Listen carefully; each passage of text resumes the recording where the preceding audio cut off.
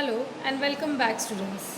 So far, we have read chapter 3. In that chapter, we read that the writer, when he was a child, his family consists of 14 members and they were having only one bathroom, because of which they find it difficult to get sufficient time for bathing. So, to overcome this situation, the writer started waking up early in the morning. The first day when he woke up, he found that not only he but his mother and father also got up early in the morning. So he asked his mother, उसने अपनी मम्मा से पूछा कि मम्मा आप इतनी जल्दी क्यों उठे हो? तो मम्मा ने बताया कि बेटा मैं अपना जल्दी उठकर लॉन्ड्री का काम करती हूँ और पापा जो हैं वो पेपर वर्क करते हैं. सो इस तरह से मम्मा उसकी जो भी है घर का काम मैनेज करती हैं. अब आगे स्टोरी में क्या होता है, let's read. When my elder sisters woke up at 6 o'clock, they took their bath and then helped mom carry the folded clothes upstairs. That was a ritual that I hadn't noticed until that morning. तो जब writer सुबह जल्दी उठने लग गया, या उस time जब फर्स्ट डे राइटर जब जल्दी उठा तो उसने बहुत सारी उसे नई बातों का पता चला. उसने ये देखा कि उसकी जो एल्डर सिस्टर है, उससे जो बड़ी बहन है, वो 6 o'clock उठ जाती हैं और अपने नाना मतलब बाथिंग करने के बाद में वो मम्मा को हेल्प करती हैं. जो फोल्डेड क्लोथ्स हैं, जो कपड़े फोल्ड किए हुए हैं, उन्हें वो ऊपर ले जाती हैं, upstairs. They take them upstairs. That was a ritual that I hadn't notice until that morning. Ritual क्या होता है कि मतलब जो चीज़ें आप हमेशा रूटीन में करते हो, डेली करते हो, that is ritual.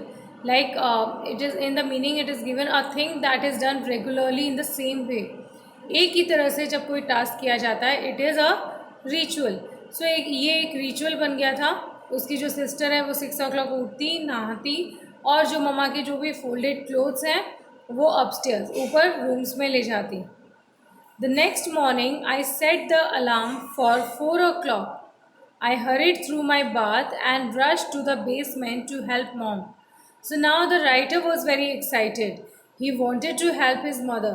So for that, the next morning he set the alarm for 4 o'clock. मतलब writer was getting very excited कि मुझे मम्मा की हेल्प करने का मौका मिल रहा है.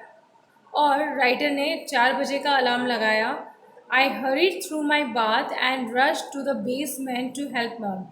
तो राइटर ने कहा कि मैंने जल्दी जल्दी अपना बाथिंग किया और मैं जल्दी से बेसमेंट में चला गया अपनी मम्मा के पास उनकी हेल्प करने. She placed a towel on the floor. I slept until the dryer बज. तो पहले दिन जैसे मम्मा ने किया था, आज भी वैसे ही किया. उन्होंने फ्लोर पर फर्श पर टॉवल लगा दिया और राइटर फिर से वहाँ सो गया. राइटर तब तक सोया जब तक कि ड्रायर में बजिंग साउंड नहीं आ जाता. Then clean the lint filter and stack the clothes on the table. So the writer says that मम्मा ने वैसे ही उस पहले दिन की जैसे वहाँ टॉवल लगा दिया. मैं उस पर सो गया जब तक कि ड्रायर में बजिंग साउंड नहीं आया. जैसे ही ड्रायर ने बज़ किया तभी मैंने उठा.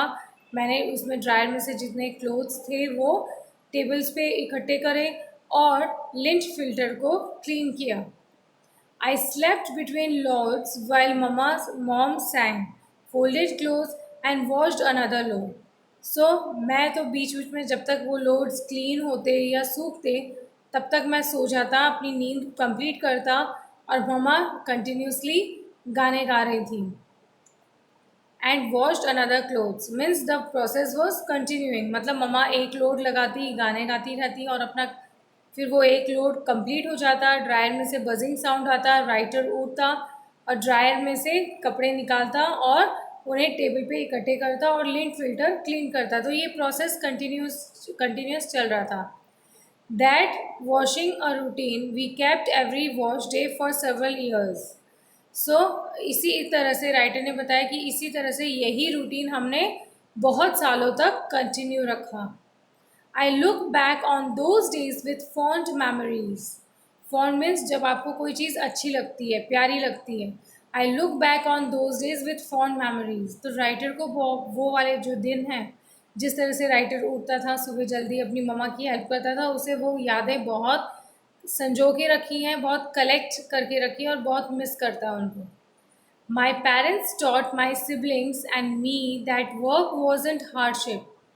राइटर सेइंग दैट हमारे पेरेंट्स ने हमें ये सिखाया था, हमें भी और मेरे siblings, siblings means my brothers और सिस्टर्स, हमें ये सिखाया था कि जो काम होता है वो मुसीबत नहीं होता, उसे आप प्रेशर नहीं मानना चाहिए, हमें उसे उसे एंजॉय करके हमें उस काम को परफॉर्म करना चाहिए। क्योंकि कोई भी टास्क है, अगर आप उसे दिमाग में बर्डन की तरह रखोगे तो आप उसे कभी नहीं परफॉर्म कर पाओगे, हमेशा आप प्रेशर में रहोगे।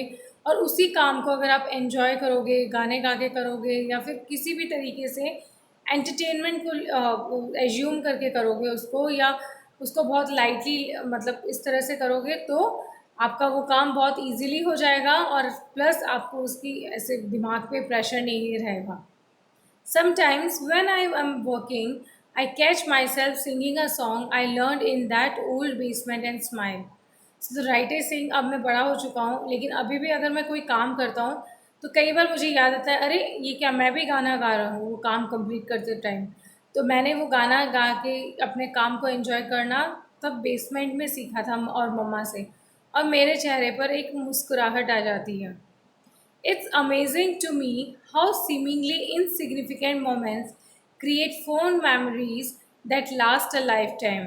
So the writer is saying कि ये बहुत मुझे अद्भुत लग रहा है, बहुत आश्चर्य, बहुत सरप्राइजिंग लग रहा है कि how seemingly insignificant moments, insignificant मतलब जो बहुत छोटी छोटी चीज़ें होती है, बहुत स्पेशल नहीं होता है, कुछ सिग्निफाई मतलब ऐसे मोमेंट्स होते हैं जो हम इतना ज़्यादा उनको इम्पोर्टेंस नहीं देते हैं, लेकिन फिर भी वो पल, वो यादें, वो बातें कई बार हमारे जहन में, हमारी यादों में इतनी अच्छे से बस जाती हैं कि वो ज़िंदगी भर हमें याद रहती हैं। मीन्स कुछ ओकेजन्स तो ऐसे होते हैं, जैसे हमारे बर्थडेज़ होते हैं या शादियाँ होती हैं, वो उनसे रिलेटेड जब कोई इंसिडेंट होता है वो हमें हमेशा याद आता है। लेकिन जब कोई और भी बहुत सारी छोटी मोटी बातें होती हैं, वो भी हमारे दिमाग में कई बार एक जगह बना लेती हैं, और हमें जब हम उन्हें रिकॉल करते हैं, उन मेमोरीज़ को रिकॉल करते हैं, तो वो हमारे चेहरे पर एक मुस्कुराहट लाती है। तो इसी तरह से राइटर भी जब अपनी उन मेमोरीज़ को याद करता है, उन यादों को याद करता है, so he gets really happy and these memories bring smiles on his face. So students, from this story हमें भी ये सीखना चाहिए कि कोई भी काम हम प्रेशर में लेके हमें दिमाग में एक बर्डन लेके नहीं करना चाहिए, बल्कि उसे एन्जॉय करना चाहिए, ताकि वो काम भी टाइम पे कंप्लीट हो, प्लस आपको ये उसका हेडेक भी नहीं लगे और आप उसे एन्जॉय करो और वो काम कंप्लीट हो जाए। प्लस आपको जो काम दे रहा है करने के लिए, चाहे वो आपके टीचर्स हों चाहे पेरेंट्स हो, उन्हें भी खुशी हो कि आपने किस लगन से, किस डेडिकेशन के साथ में ये कंप्लीट किया है। So now let's read out the meanings. Adjacent, adjacent, it means next to something, means the writer is saying that the bathroom was adjacent to the bedroom of my father। मतलब कोई भी चीज़ आपके next में जब होती है, आपके पास ही में होती है, तो उसे बोलते हैं adjacent. Basement, room in a building below the ground level, तो जो रूम नीचे की तरफ जाके बनाए होते हैं, अंडरग्राउंड बनाए होते हैं, उन्हें हम बोलते हैं basement. Scrap together, saved a little at a time, एक टाइम के लिए हम कुछ बचत करते हैं, उसको बोलते हैं स्क्रैप टुगेदर।